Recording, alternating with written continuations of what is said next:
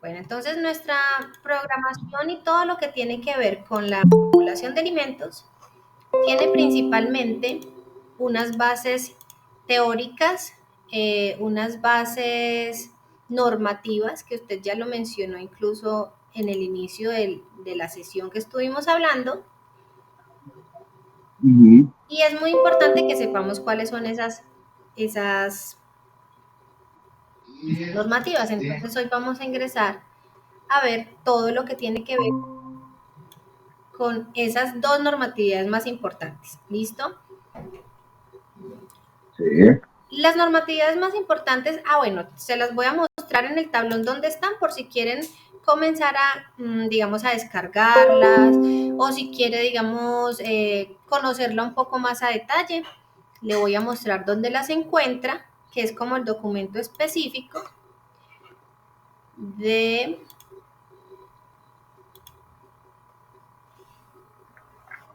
La normativa más básica no es la 2674, que es el código que nos rige. Es correcto, la resolución 2674. Tenemos también la 3075 y esas dos, digamos, como que son las más importantes. Y a partir de ellas se desarrolla, digamos, todo lo que tiene que ver con esta capacitación a partir, digamos, como de todos los pedacitos pequeñitos que nos tienen que ver con residuos, con manipulación, con todo lo que tiene que ver con cada uno de los pasos que un manipulador de alimentos deba conocer. Sin embargo, aquí se lo voy a mostrar entonces en el tablón donde quedaron para que las puedan descargar, las puedan mirar o puedan, digamos, como conocerlas un poquito más. Un segundo aquí que está cargando y ya se lo muestro. Una bienvenida Dale. que también llegó por acá. Muy bien, gracias.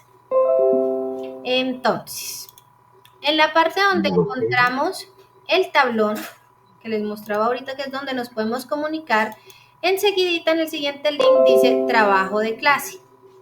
Y en trabajo de clase van a encontrar en inducción a la plataforma, donde estoy señalando con el mouse, pues unos videos corticos donde indican a las nuevas personas que no estuvieron en el espacio de la introducción del profesor Rodrigo, cómo acceder al correo institucional para poder llegar a esta plataforma y poder hacer todas las actividades. Tempranito les colgué, ayer en la noche les colgué un video muy importante que es sobre el lavado de manos, indicado por la OMS, que como es una de las prácticas que vamos a comenzar a realizar más de seguido, pues entonces quise ponerles un videito que es muy diciente, visual y les explica todas las etapas. Y ahora para la sesión 1, entonces aquí donde dice capacitación, ustedes podrán ingresar y ver la presentación base que vamos a tener hoy y vamos a tener los dos documentos más importantes de normatividad en Colombia. El decreto 3075, que es el primero, fue realizado en el 97, en el año 97, y la resolución, que es una adaptación del decreto a unas formas, digamos, más concisas y unas especificaciones que cambiaron, pero es la resolución más vigente que en el momento se tiene en todo punto o establecimiento que produzca, comercialice o labore cualquier cosa de alimentos. Entonces, basados en esta resolución está toda la presentación que vamos a tener estos 3 días. Ustedes la pueden descargar y también la presentación la pueden descargar en su computador o en su celular para que tengan el material. ¿Listo? Y la segunda sesión del día es una documentación que tiene que ver con los conceptos que van a tener que realizar en la prueba número 2. Entonces, eso es lo que vamos a hacer hoy. Entonces, vamos a darle inicio, ¿les parece? A ver, dejemos de compartir aquí y compartamos la presentación.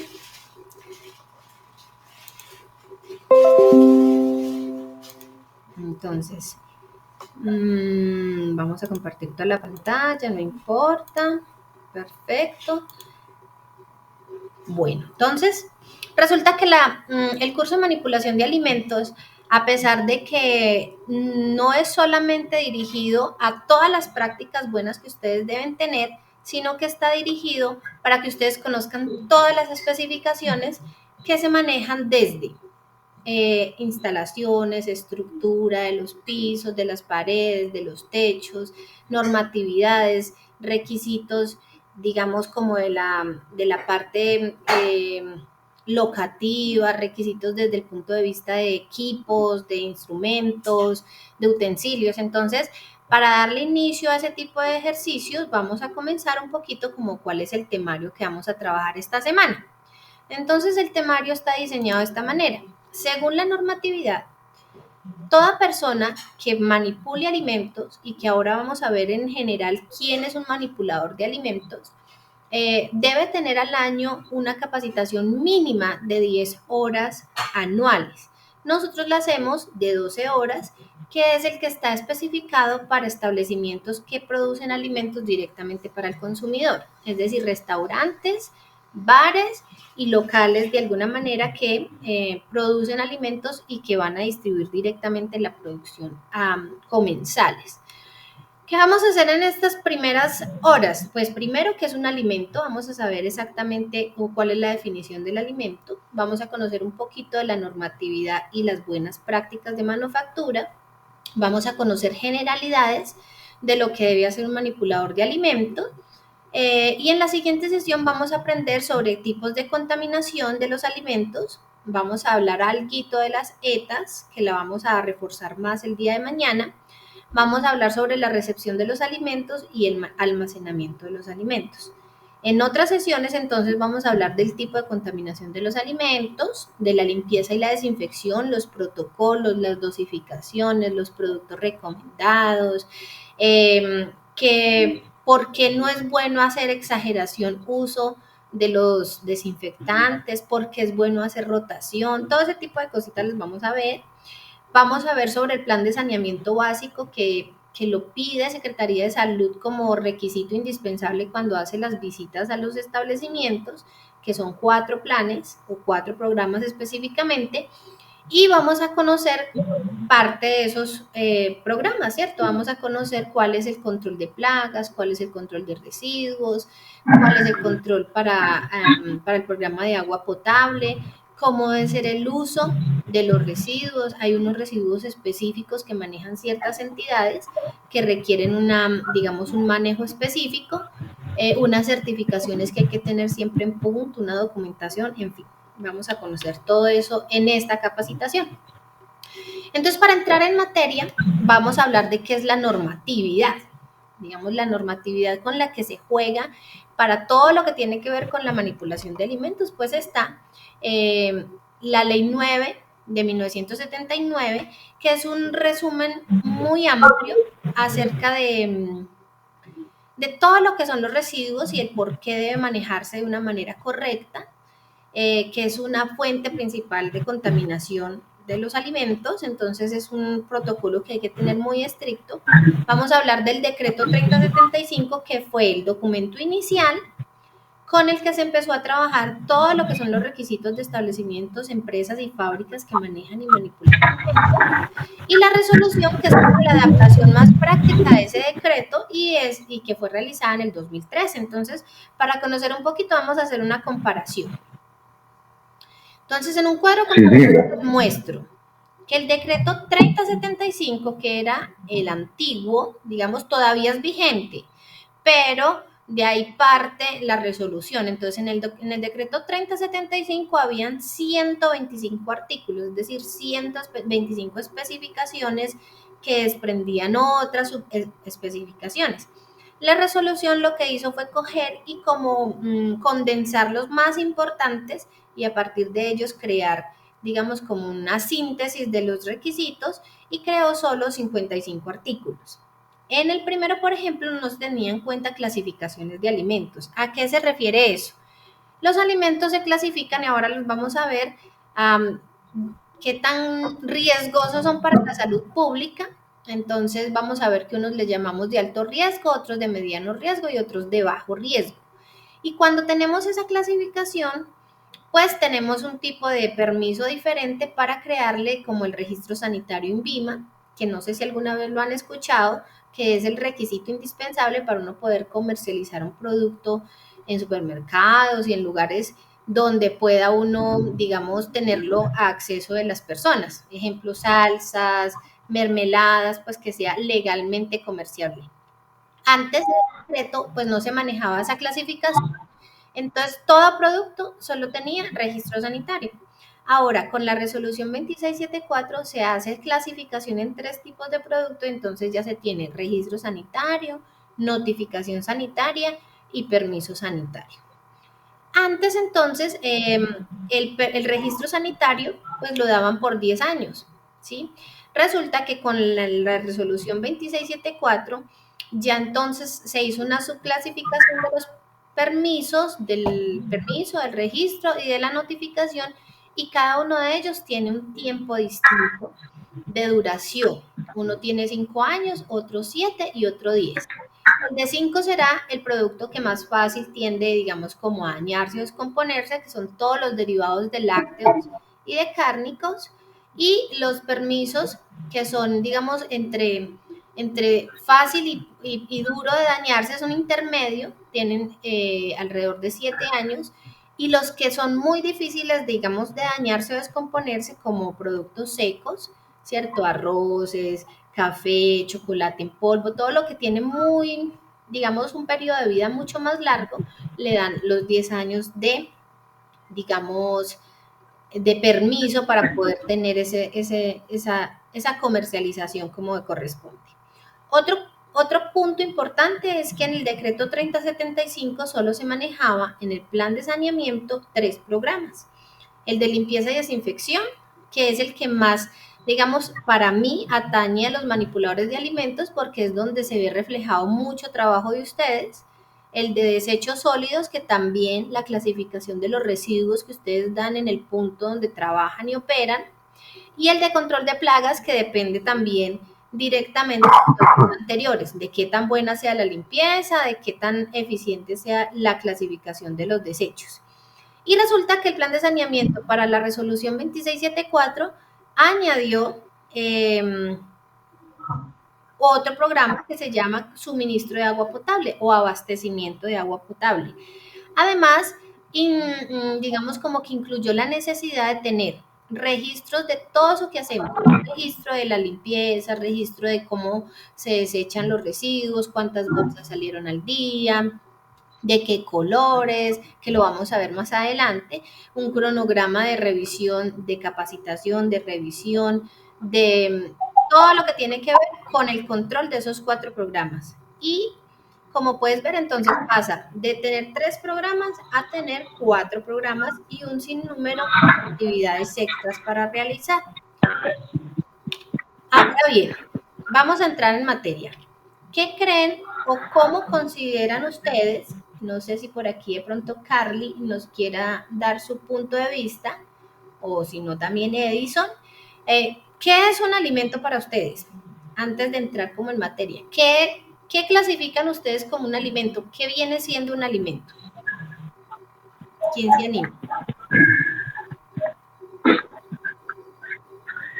Bueno, pues Dale. para mí un alimento es, ¿cómo te digo yo? Puede ser natural, puede ser artificial, pero es algo que me va a dar energía, que me va a dar como esa nutrición que necesita el cuerpo.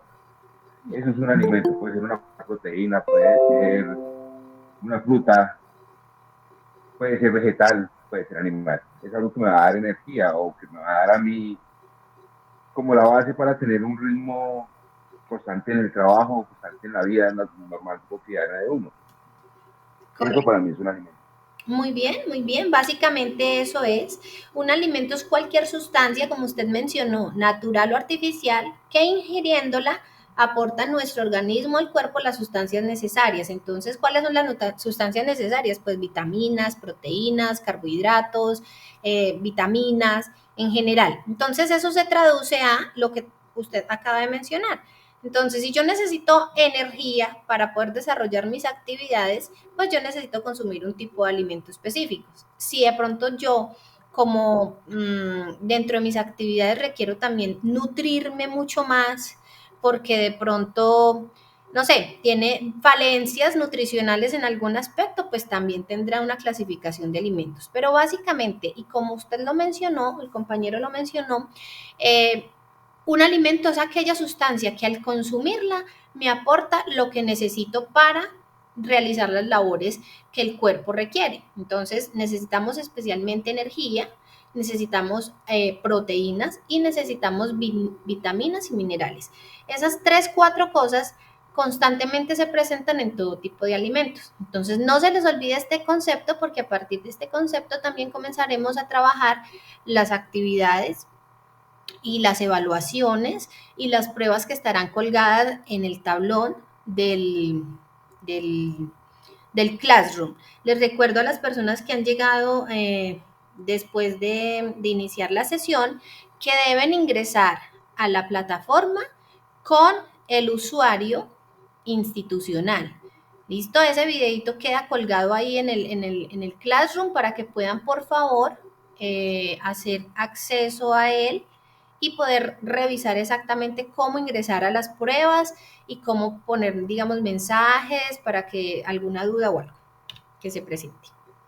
Entonces, los alimentos resulta que se clasifican según diferentes características. Vamos a ver algunas de ellas. Por ejemplo, según su origen, que es como la clasificación más básica, la tenemos o animal o vegetal.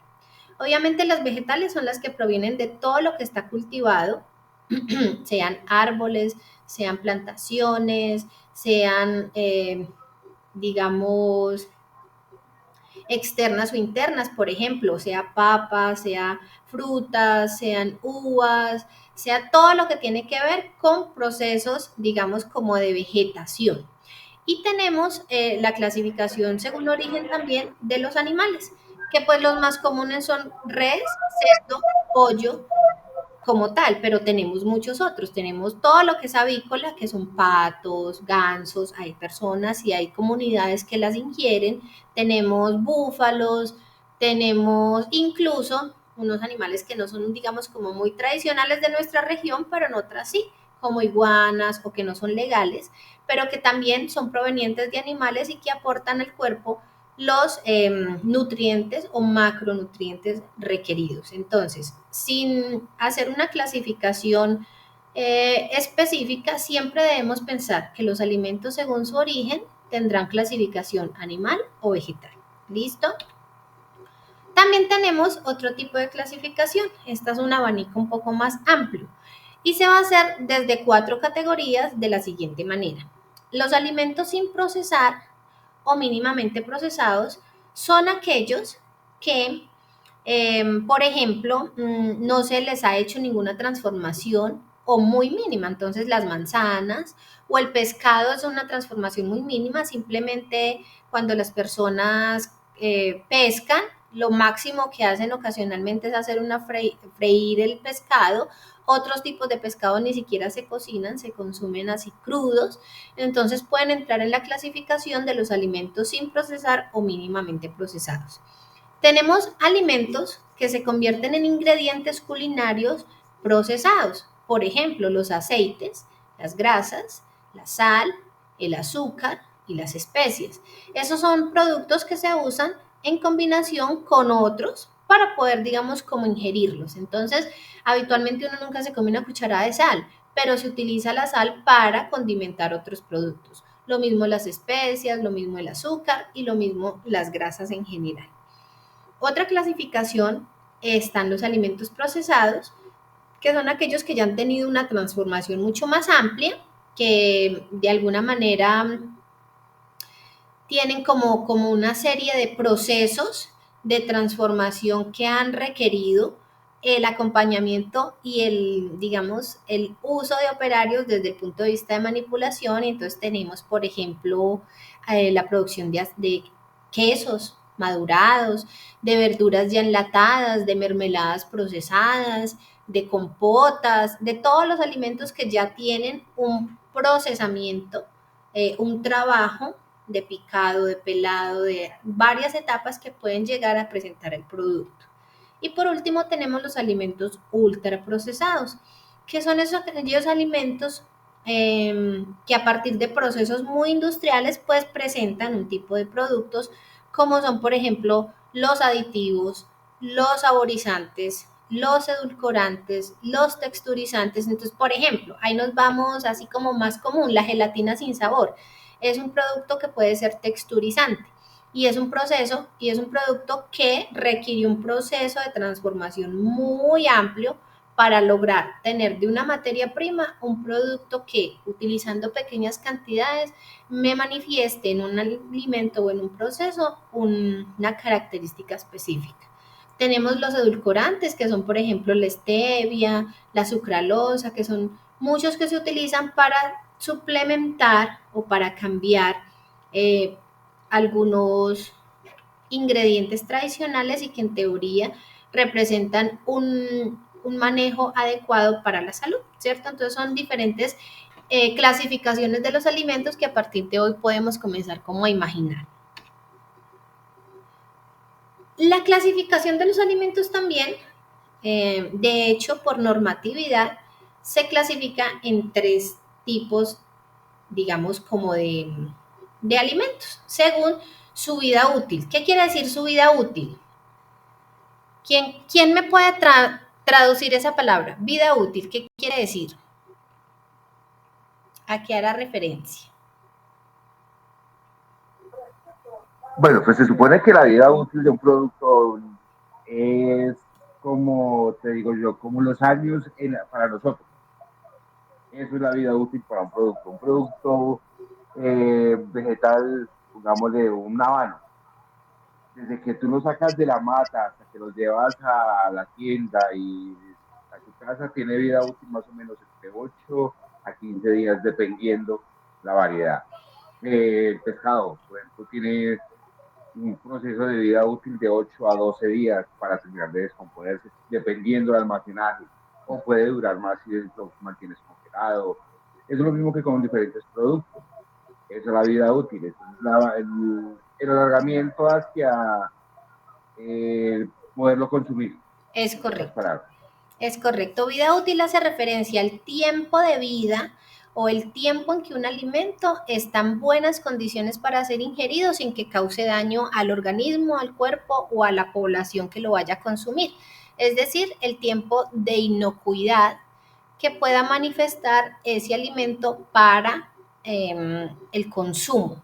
Así tal cual lo dijo Edison. Entonces, según la normatividad 2674, y como lo mencionamos inicialmente con la normatividad con respecto a los registros sanitarios, permisos y notificaciones sanitarias, la resolución 2674 clasifica los alimentos en tres tipos: en perecederos, que los vamos a ver en este momento, que son aquellos que tienden a tener una descomposición muy rápida cuando están en contacto con el aire, porque tienen mucha cantidad de agua por su naturaleza. ¿Cuáles son esos? Por ejemplo, las carnes, los quesos, las leches y las verduras. A mí me gusta relacionar eso en la vida real o en la vida tradicional de cada uno de nosotros, como con los alimentos que yo principalmente guardo en la nevera cuando vengo de mercar. ¿Qué es lo primero que yo guardo en la nevera cuando merco? Las carnes, las leches, los quesos, los yogures y las frutas en general que requieren, digamos, como un almacenamiento adecuado. Entonces, de ahora en adelante, según normatividad, se clasifican en tres tipos: perecederos, semiperecederos y no perecederos.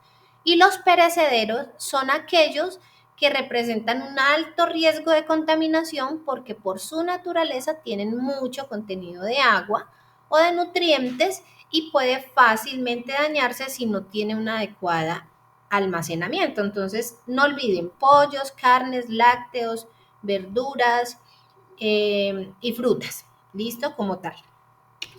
Tenemos los no perecederos, que es como el otro extremo. Son todos los productos secos, todos los granos, los enlatados, los aceites, son todos aquellos que por su naturaleza poco o nada de agua o de humedad tienen.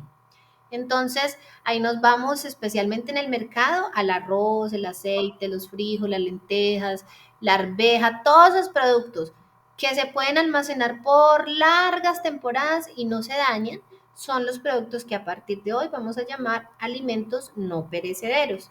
¿Listo?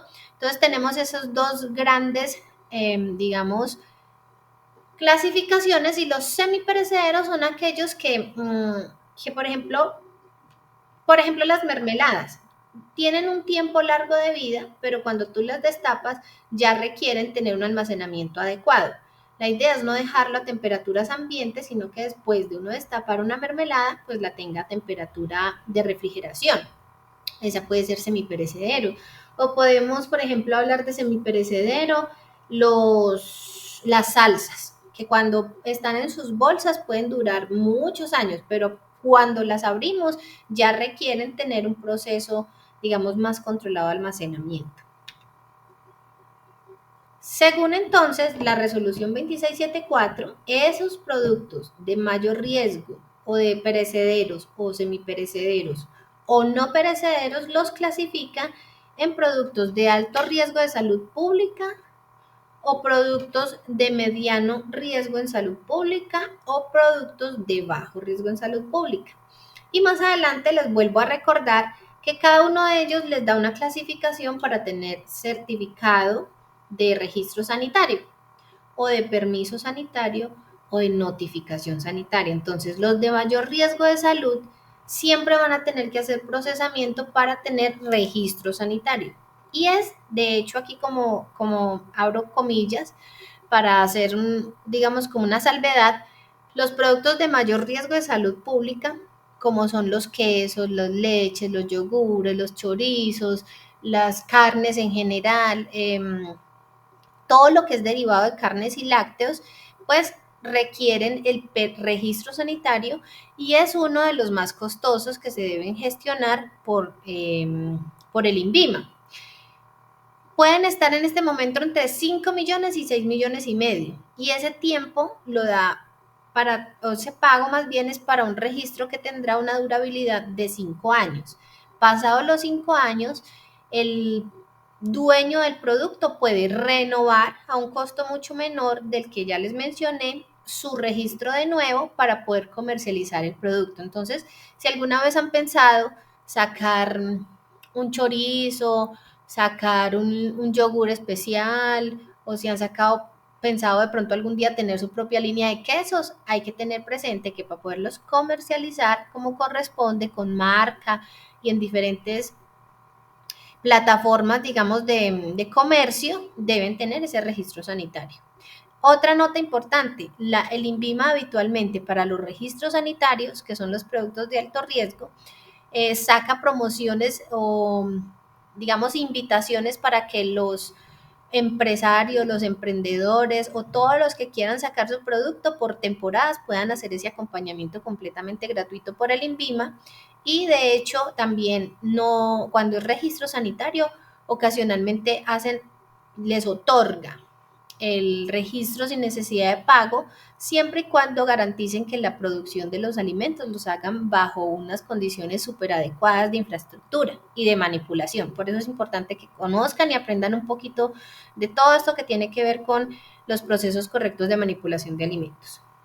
Los productos de mediana riesgo de salud pública son aquellos que pueden favorecer de alguna manera el crecimiento microbiano de los bacterias, de los virus, de los parásitos, de los microorganismos en general, para que el alimento termine siendo, digamos, como contaminado o no apto para el consumo al humano. Y tenemos el de menor riesgo en salud pública, que como les decía ahorita, al no tener casi contenido de agua, pues no favorecen fácilmente el crecimiento de microorganismos.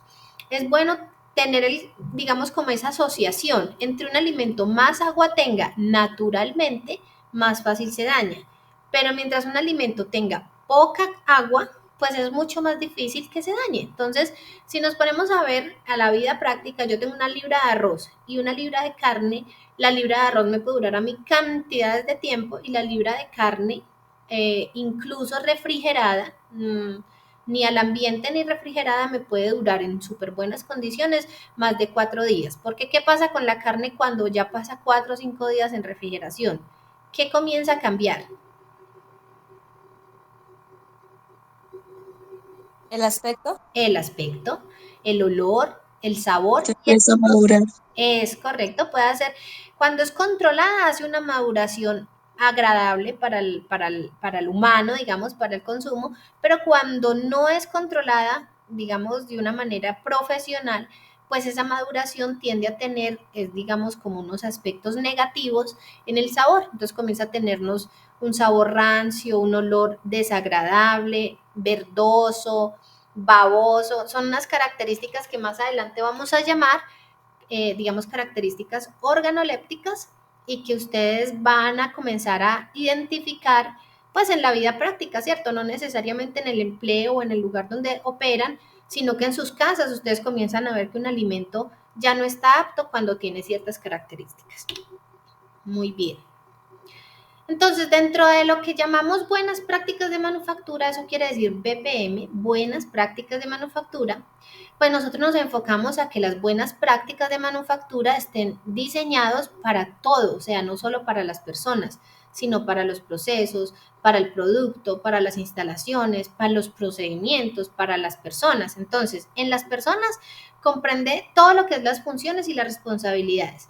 En este caso, ustedes que están en el curso de manipulación de alimentos, se enfoca las buenas prácticas en todo lo que tiene que ver con una buena manipulación de alimentos, con unas buenas actitudes, tanto dentro del proceso operacional, antes y después. En los productos se especifica en cada fase de la producción. Entonces, por ejemplo, vamos a hacer unas papas fritas. Entonces, si tenemos las papas en una gran bolsa grandota de papas que llega congelada del proveedor, nosotros habitualmente tendremos que distribuir cantidades de papa en bolsas pequeñas o, digamos, porcionarlas. Y esa es una etapa de la producción, un alistamiento. Entonces la idea es que esas papas que nosotros sacamos de su bolsa original y las ponemos en otras, las rotulemos, les pongamos fecha, la misma que traía la bolsa inicial, fecha de fabricación, fecha de vencimiento, cerremos correctamente y se guarde adecuadamente. Eso es una fase de la producción que requiere una especificación clara, que es de una buena práctica manufactura.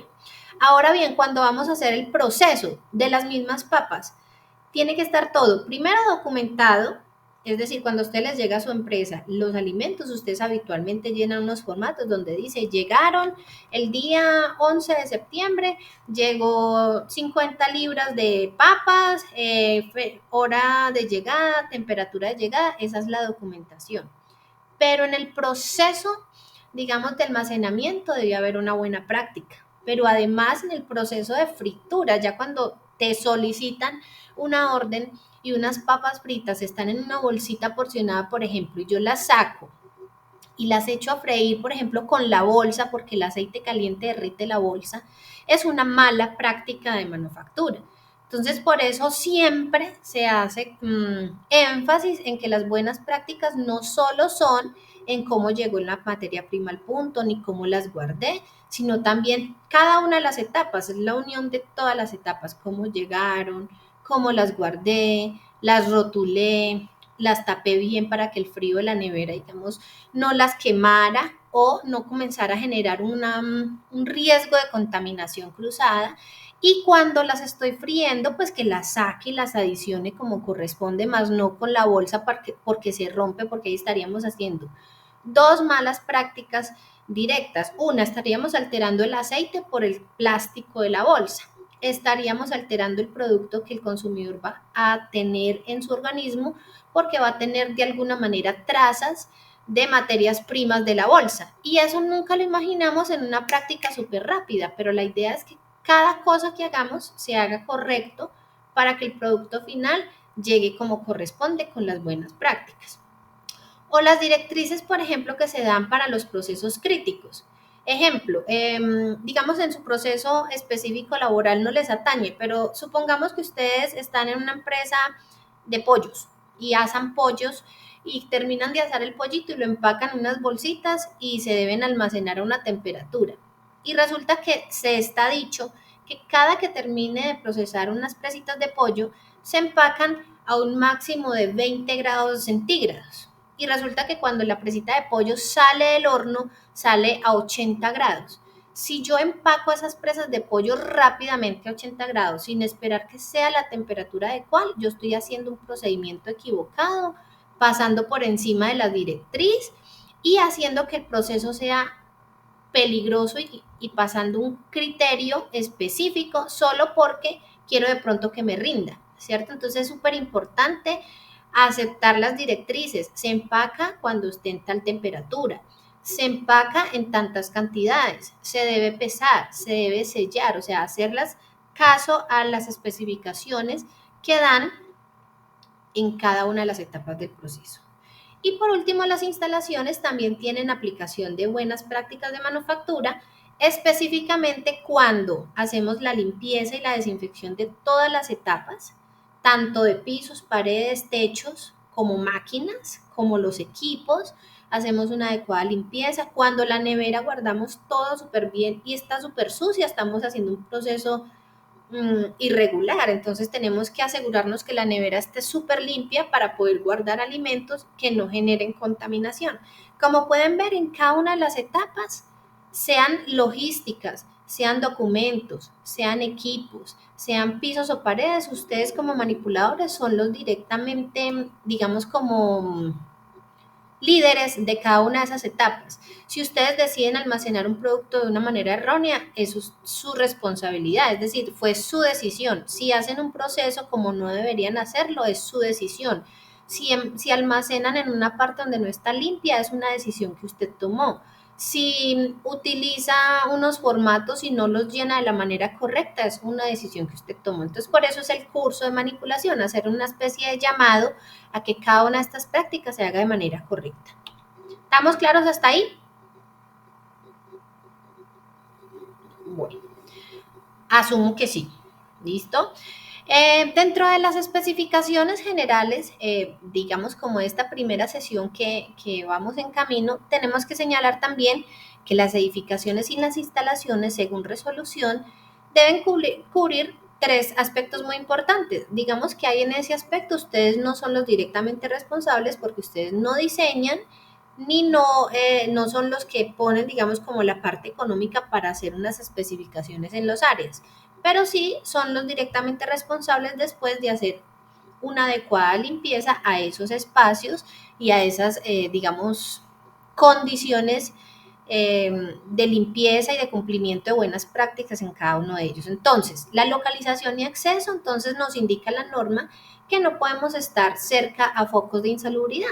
Entonces, como tal, son más peligrosos los negocios que están en calle porque pueden tener acceso inmediato a puntos de contaminación. Supongamos en centros comerciales es mucho más fácil porque está completamente aislado, tiene unas zonas específicas para, digamos, procesos de alimentos. Entonces, desde ese punto de vista en localización y acceso ya vamos ganadores. El diseño y la construcción, la idea es que todos los restaurantes o puntos de transformación de alimentos sean cerrados. Por norma, cada que vemos, por ejemplo, una isla o una burbuja o negocios que son así pequeños y que uno puede observar todo el procesamiento de los alimentos adentro, tiende a ser digamos, como un diseño de construcción no bien recibido por secretaría. Entonces siempre van a quitarles unos puntos que tengan que ver con ese buen procesamiento de los alimentos. Sin embargo, desde su experiencia pueden saberlo de a partir de ahora. Cada que de pronto alguna vez piensen en trabajar o les pidan su opinión o ustedes quieran hablar sobre un diseño adecuado de un proceso de alimentos, debe ser completamente cerrado, con paredes lisas, altas, sin ventanas, que sea un espacio que garantice hermeticidad, ¿sí? Para evitar que el flujo de aire, de contaminación, etcétera. Condiciones específicas de las áreas, pues por normatividad ya hay unas especificaciones como por ejemplo que las paredes sean lisas, fácilmente lavables, que las esquinas sean redondeadas, que las paredes con el piso tengan un empalme también redondeado, que los techos sean de fácil limpieza, preferiblemente al alcance de los manipuladores, que no vayan a ser supremamente altos, que tengan que tener dificultades o permisos especiales, por ejemplo, de altura, para poder hacer una limpieza adecuada. Entonces se recomienda que sea techos fáciles de limpiar, lisos, sin incrustaciones, etcétera. Aquí, por ejemplo, entonces vamos a ver algunos, digamos, criterios sobre los equipos. Se supone que los equipos y utensilios deben tener superficies de contacto que deban ser fáciles de limpiar, que impidan el deterioro en el corto tiempo. Por ejemplo, ¿qué material creen ustedes o manejan en su empresa, en donde ustedes operan y colaboran con respecto al material de utensilios, equipos, mesones? ¿Cuáles son los que ustedes utilizan especialmente?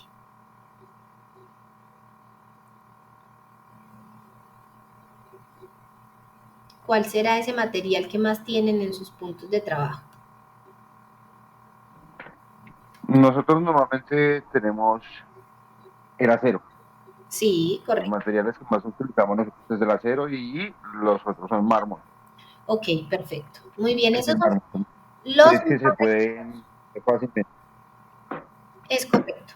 Por normatividad se especifica desde hace mucho tiempo el acero inoxidable precisamente por esa facilidad de poder hacer lavados y limpiezas específicos y constantes para evitar, digamos, como una oxidación. Sin embargo, no falta que por el exagerado uso de desinfectantes o por la constante limpieza, pues lleguen a presentar dificultades de oxidación.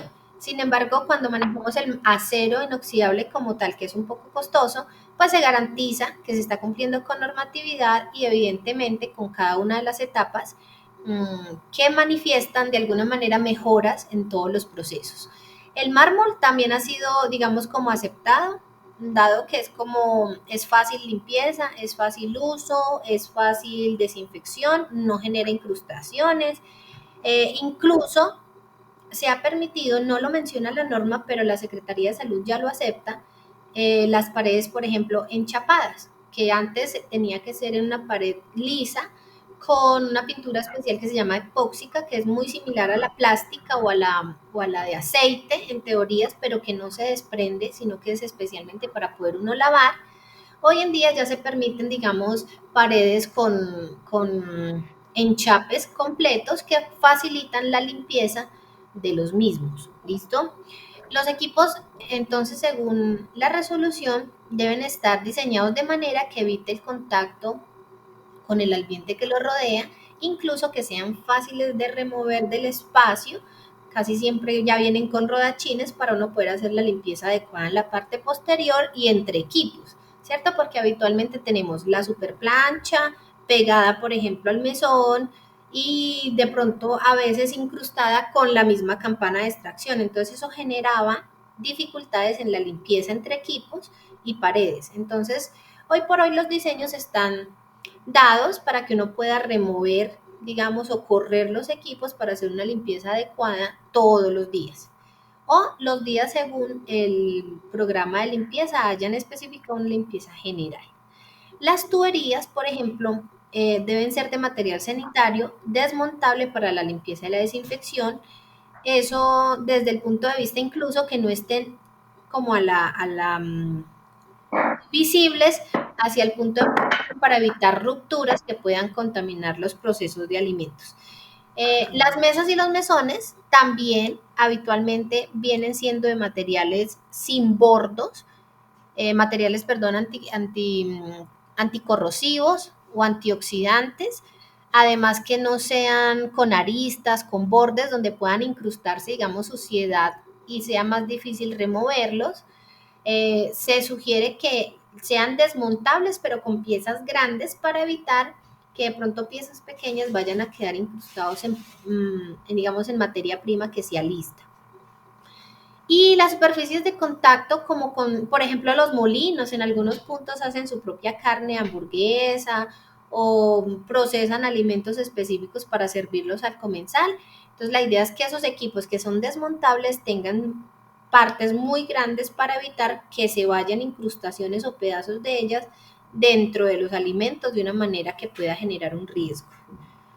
Las curvaturas en los equipos deben ser igual que en las paredes, es tratar de hacer que todas las esquinas sean redondeadas, por eso ya los diseñadores de equipos los hacen así por defecto, para facilitar la limpieza dentro de los equipos y en las esquinas, por ejemplo, de las planchas o de las campanas de extracción de grasas, todo ese tipo de cosas para que sea mucho más fácil la remoción de grasa y suciedad. Ahora bien, directamente con ustedes, ¿quién es el manipulador de alimentos? Pues resulta que el manipulador de alimentos no es solo aquella persona que procesa un alimento. Antes de, digamos, manejábamos, no, es que yo no soy manipulador de alimentos porque yo solamente estoy trayendo la mercancía de la empresa acá. Aquí el que la recibe y el que la procesa es el manipulador de alimentos. Pues resulta que es importante saber que manipulador de alimentos es aquel que tiene contacto directo o indirecto con un alimento. Entonces manejamos desde quien cultiva los alimentos, los cosecha, quien los transporta y quienes los reciben y los entregan en cualquier punto. Entonces, el conductor del camión es manipulador de alimentos y por eso, por normatividad, debe tener su certificación también en curso de manipulación de alimentos. Debe ser conocedor de qué alimentos deben mantener su cadena de frío. Deben ser conocedores de las temperaturas y saber digamos, lo que significa el no mantener un producto refrigerado cuando debe hacerlo. Debe saber el almacenamiento, debe saber que en su carro no debe poner los productos directamente con el piso. Entonces, todo eso lo aprenden en el curso de manipulación, se les hace una conciencia un poco más amplia y por eso a partir de un tiempo para acá estamos incluyendo que el manipulador de alimentos no es solo quien transforma el alimento para entregarlo al comensal o al consumidor final, sino todo el que interviene en cualquier etapa del proceso. ¿Listo? Entonces, son fundamentales los manipuladores en general para garantizar inocuidad del producto, para proteger a los alimentos de la posibilidad de contagiarse con, con digamos, con cualquier ETA. Es responsabilidad de los manipuladores de alimentos, la gran mayoría, de características que manifiestan contaminación en un alimento. Entonces, si un manipulador tiene las uñas pintadas, si un manipulador, por ejemplo, eh, no sé, escupe o habla fácilmente encima de alimentos sin tapabocas, si se rasca la cabeza y luego toca los alimentos, si hace cualquiera de esas prácticas, es una responsabilidad que atañe directamente al manipulador de alimentos cuando tenemos que garantizar que un alimento sea lo más inocuo posible. ¿Qué quiere decir inocuidad o inocuo? Que no va a representar ningún daño para quien lo consuma. Entonces yo le digo a usted, es que usted debe garantizar la inocuidad en los procesos. Es decir, usted debe garantizar que todos sus procesos están bien hechos, que no va a haber riesgo de que esa persona se contagie. O que un alimento es inocuo, es porque usted garantiza que lo hizo con todas las cuidados que correspondían de tal manera que su alimento no va a causar daño. ¿Listo? Eso quiere decir inocuidad. Los manipuladores de alimentos se ha demostrado que son los que disminuyen o aumentan el riesgo de intoxicaciones en los alimentos dependiendo sus buenas prácticas. Entonces, por eso este curso va a ser de alguna manera muy insistente en esas prácticas de manipulación de alimentos como tal. Entonces, ¿quién es un manipulador de alimentos como tal? Resulta que estas son unas noticias que pueden encontrarse muy comúnmente y muy seguidamente en periódicos, en noticias de televisión, en radios, etcétera. Por ejemplo, en alguna ocasión 33 niños intoxicados al consumir alimentos en mal estado en un centro de distribución de alimentos en Soledad. O los 42 niños intoxicados por comida en Bogotá. O el servicio, digamos, de alimentación para preescolar, por ejemplo, el PAE, también ha tenido en diferentes estadios del país o en diferentes partes del país dificultades con intoxicaciones por malas prácticas alimenticias. Otra, por ejemplo, cerca de 25 niños en Aguachica, Cesar, resultaron intoxicados al parecer por ingesta de alimentos. O investigan causas de intoxicación masivas de 30 estudiantes en Colegio Boyacá. Especialmente se hacen virales cuando hay más de una cantidad dada de personas con dificultades por un procesamiento inadecuado, pero no necesariamente una intoxicación. Se da cuando más de 10 niños tienen, digamos, como sintomatología. Yo puedo hacer un proceso adecuado hasta cierto punto y solo por haber tenido un alimento mal refrigerado, mal procesado, digamos, mal descongelado, puedo alterar la composición de ese alimento y dependiendo del organismo de las personas puede causar un daño muy grave o muy simple. Por ejemplo, a estas alturas el año pasado, en una ciudad como Pereira, un domingo, más o menos fue como en octubre, un domingo de octubre, después de un partido, muchas personas salieron y en un negocito compraron empanadas, muchas empanadas, estaban deliciosas, se las comieron, porque es importante hacer la salvedad que un alimento no hace daño cuando sabe mal, porque si sabe mal la gente no lo come. Necesariamente no tiene que saber mal, puede saber bien, pero caer mal porque sus prácticas alimenticias no fueron las correctas. Después de ese partido salieron muchas personas, consumieron las empanadas y tarde en la noche comenzaron a sentir muchas personas una sintomatología muy fuerte. En ese entonces hubo más de 30 personas hospitalizados en UCI, en unidad de cuidados intensivos en la ciudad de Pereira, por el consumo de unas empanadas. Pasados 2 días, las investigaciones de Secretaría de Salud descubrieron que había sido un mal almacenamiento de la carne en el proceso de transporte hasta que llegó al restaurante y en el restaurante no se hizo una adecuada distribución de alimentos por porciones, sino que congelaron todo y luego volvieron a descongelar y volvieron a congelar.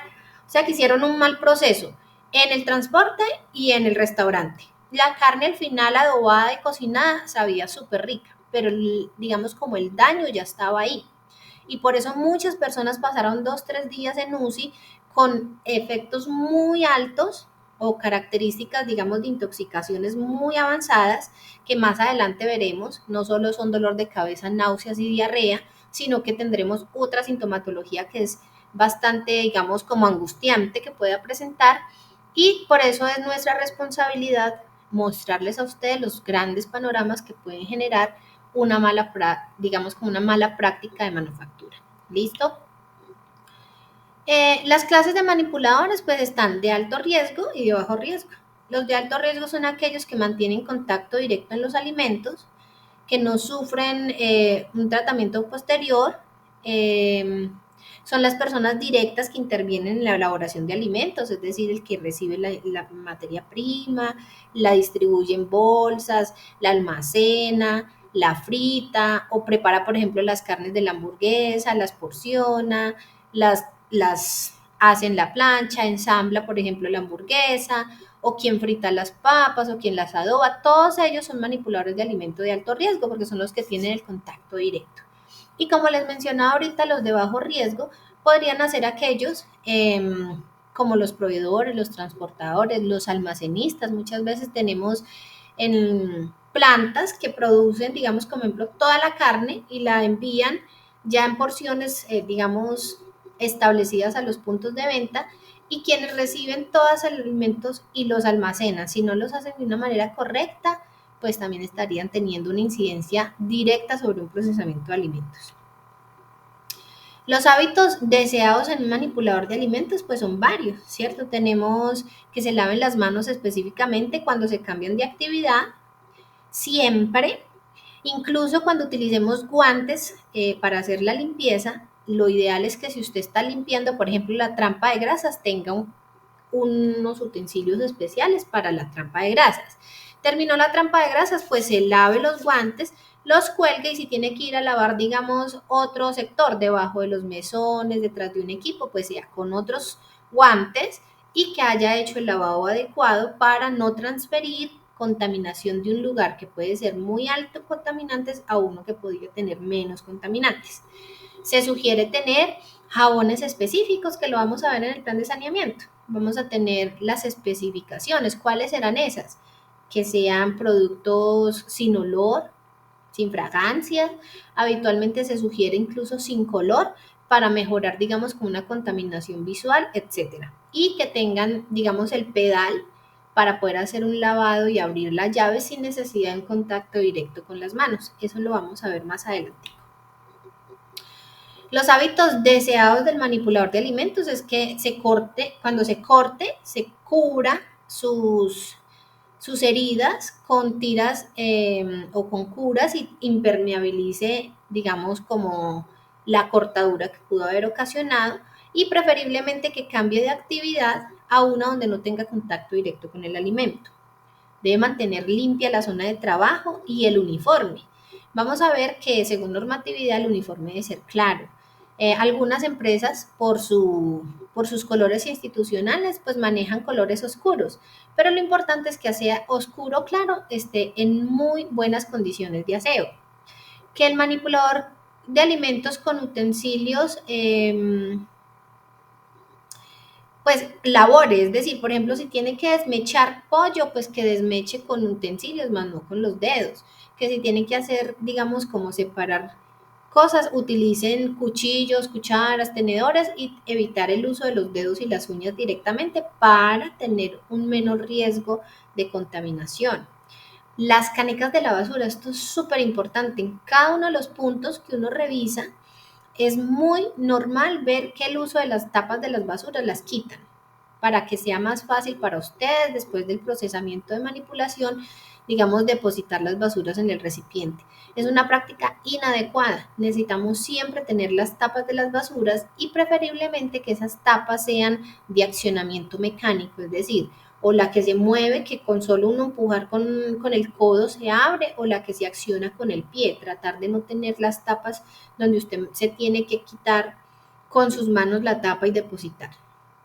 Limpiar mientras trabaja, eso es un hábito que cuesta bastante, pero la idea es que siempre, siempre, siempre, siempre haya ese acompañamiento de yo preparé una hamburguesa, limpio, lavo, limpio y sigo con otra para evitar la suciedad. Se me cayó al piso una papa y me paré en ella y entonces ya se hizo el pegote. Trate de en un momento parar, limpiar para que evite una suciedad mayor en los pisos, ¿sí? Informar al superior cualquier situación que pueda estar presentando, ya sea que se haya hecho un corte, que esté teniendo una alteración alérgica, por ejemplo, en su piel, que le dio de pronto una rinitis, porque no, es muy común que a uno se comience a tocar las ñaticas porque comienza a tener, digamos, una reacción alérgica a cualquier cosa, al olor fuerte de un alimento, al tapabocas bien puesto también pueda generar como picazón, muchas actividades que son cotidianas puedan generar, digamos, como una molestia y lo mejor es ser completamente honestos en ese proceso, informarlo, cambiar de actividad o tratar de manejarlo de la mejor manera, lavándonos las manos cada que hacemos, digamos, un toque inadecuado. Eh, Tener el cabello limpio, cubierto y recogido. Es muy normal ver que cogen el cabello y se ponen una gorra y les queda el pelo suelto atrás. Según normatividad, debe tener cubierto todo el cabello, hombres o mujeres. Por ejemplo, hay entidades donde piden que tengan unos tapabocas súper especiales por barba. Y hay otros lugares que tienen o sea, tienen el permiso y el respaldo de la resolución y la secretaría donde pidan que sus operarios no usen barba, o sea, no tengan barba, para garantizar que su proceso esté lo más, digamos, inocuo posible, para evitar esas contaminaciones posibles de pelos o de suciedad que pueda abundar en el pelo, como tipo caspa y otros tipos, digamos, de suciedad que se pueda almacenar. Obviamente bañarse todos los días, esa es una práctica que se debe hacer siempre. Cambiar el uniforme todos los días, no es que tengo el uniforme hoy, mañana y en 3 días ya lo cambio porque ya está suciecito, sino que todos los días se debe lavar, todos los días. Por eso es bueno tener al menos 2 mudas de uniforme, para lavar uno mientras uso el otro y cuando ese se seque entonces tengo el otro para lavarlo, etcétera. Y utilizar tapabocas siempre que cubra nariz y boca. Desde el punto de vista de una auditoría externa, como la Secretaría de Salud, o externa, por ejemplo, los centros comerciales que a veces manejan, digamos, una auditoría como tal, el no uso de tapabocas y gorro de la manera adecuada puede quitarles entre 3 y 5 puntos de una evaluación de Secretaría de Salud. ¿Por qué? Porque hay un punto que se llama higiene y manejan si usa bien el tapabocas o el gorro, y si no lo usa bien le quitan 3 puntos de entrada. Y hay otro punto que se llama capacitación. y dicen, si recibe capacitación, presenta el certificado, pero no se ve evidencia de que haya recibido la capacitación en sus prácticas en la cocina. Es decir, que ustedes allá, después de aguantar o haber recibido 12 horas de clase, no vayan a hacer las actividades que se les está recomendando. Es como si les escribieran, sí recibieron el certificado, sí estuvieron en clase, pero no se ve evidenciado todo lo que les enseñaron y les quitan otros 2 puntos. En una sola visita de secretaría, el no uso de esas características les da 5 puntos menos en una evaluación.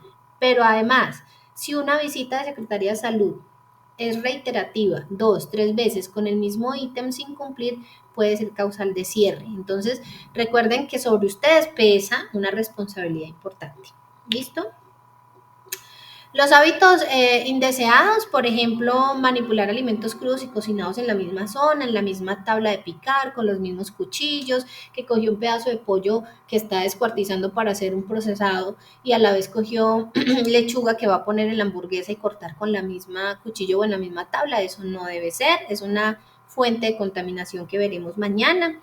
Hay personas que, pues en estos casos yo sé que no aplica, pero habrán lugares donde se ha ido a hacer visitas. Yo personalmente he hecho algunas auditorías en lugares lejanos donde he encontrado personas fumando mientras procesan alimentos, por ejemplo, para adultos mayores o para niños en veredas un poco lejanas, o que llega uno y están súper bonitas así, con súper cabello cogido, pero con maquillaje, con pestañas, con labial, con las uñas pintadas, y pues no es correcto, o con lociones, o con aretes, o con anillos. Cuando tienen uñas largas, como las acrílicas que están de moda, y pintadas, es una práctica que quita, digamos, valora las visitas de secretaría. Es un puntaje muy importante el que les eliminan por el uso. Además, porque en esas uñas largas es una fuente de contaminación directa de gérmenes que pueden almacenarse allí y obviamente contaminar el alimento directamente. Vamos a tratar de ver aquí un videíto sobre malas prácticas de alimentación de manipuladores como tal. Regálenme un segundito y me confirman si escuchan el video. Un momento, por favor.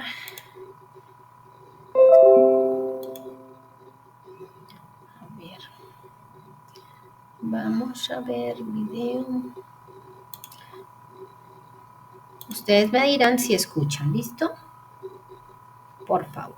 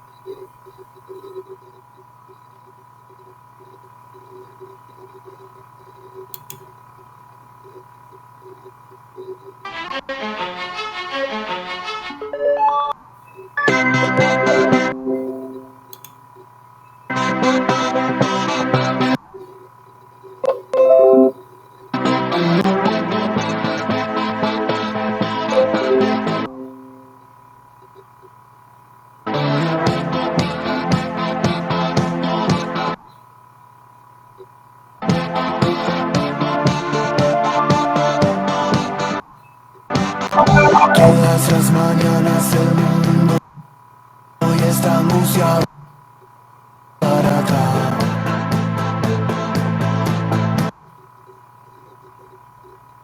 El reloj amenaza y retrasa, y la falta que haces en la casa casa. Cada cosa que no decís porque te estás haciendo daño. En nombre de mi desengaño, a la noche te extraño, te extraño. Vivo como siempre, desarmado sobre mí. Como es 4 de noviembre, cada media hora atrasaré las horas, horas, que algo te libre de las penas acompañadoras. Cuando te sientas sola, sola, sola.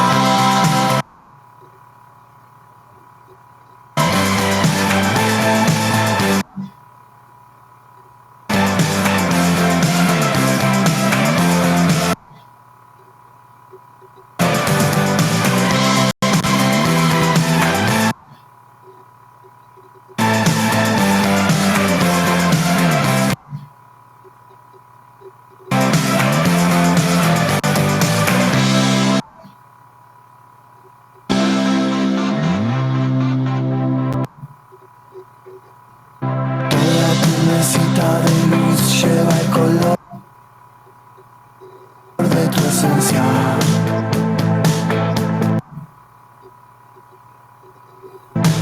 Las mañanas exigen clemencia, la catástrofe que hizo tu ausencia. Cuando se libere mi alma de tus ojos de encanto,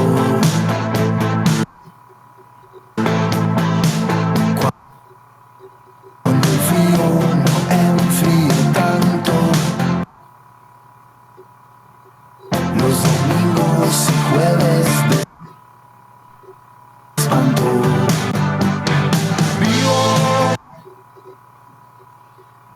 como siempre, desarmado sobre mí. Yo buscaré algún solar y como es 4 de noviembre, cada media hora atrasaré las horas, horas, que algo te libre de las penas acompañadoras. Cuando te sientas sola, sola, sola, cuando me faltes este otoño y se despiden solas tus acuarelas todas.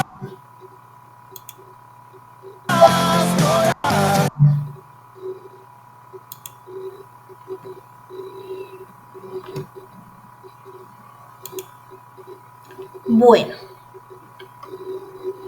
ahí vimos una partecita del video. Yo les voy a colgar el video en el tablón por si quieren, digamos, verlo completico. Es un sinnúmero de errores que uno cree que no se cometen, pues que son exageraciones, pero realmente pasan. Digamos, en el punto donde ustedes laboran, tal vez una empresa que está muy bien comprometida con el procesamiento, puede que no se encuentren estos errores tan garrafales, pero habrán puntos donde se producen alimentos, inclusive donde no vemos los manipuladores de alimentos y pueden tener estas características tan evidentes. ¿Listo? En una mala alimentación, una mala manipulación de los procesos. Ahora bien, tengo aquí invitados otros compañeros. Tenemos a Carly, a Laura y a María Liley, ¿cierto? Voy a pasar aquí en la asistencia que asistieron a esta primera sesión. Nos falta la segunda sesión, que es pasado un receso que les voy a dar, unos 10, 15 minuticos.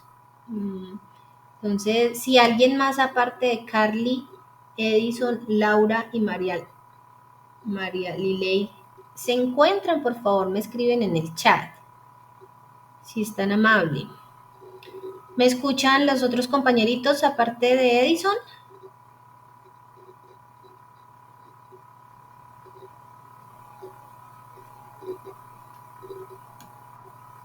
Están perdidos. Carly, a ver, Carly, por aquí aparece que sí, está presente, ahorita me contestaron. Bueno, quienes están allí de pronto me escuchan y no les gusta el chat, porque puede ser normal que no les guste el chat. Vamos a tener 15 minuticos de receso, nos volvemos a ver aquí a las 10:20, ¿sí? Con la intención de continuar con la siguiente sesión, ¿listo? En este momento, quienes no hayan realizado la prueba diagnóstica, por favor, les sugiero vayan mientras toman el cafecito de las 10 de la mañana, realicen la actividad de la prueba diagnóstica y nos vemos a las 10:20. No se tienen que desconectar, yo no me voy a desconectar, voy a apagar cámara y micrófono y estoy aquí por si alguna duda. ¿Estamos de acuerdo? Laura, Edgar, Carly y María Liley son los que estamos en este momento. ¿Listo? Ok. Bueno. Hazme un favor para la asistencia que dijiste. Sí. Laura, ¿cierto? Sí, Laura, señora. sí, ya. Yo te había escrito por el correo porque no me había podido conectar, pero al final sí pude. Qué bueno, listo. Si quieres, ya te puse aquí Laura, a Edison también, a Carly no sé por qué no me aparece en el... Ah, ya la vi, en la lista. Bien, Carly Geraldine y María Liley es la que no me aparece en la lista, entonces si está por ahí, por favor me cuente si tiene un segundo nombre para poder actualizarla. Las invito entonces a ustedes, chicas, que no han hecho la prueba diagnóstica para que aprovechen estos 5 minuticos, la hagan y nos vemos a las 10:20, no se desconecten, yo solo voy a apagar cámara y micrófono y a las 10:20 reanudamos con la segunda sesión. Gracias.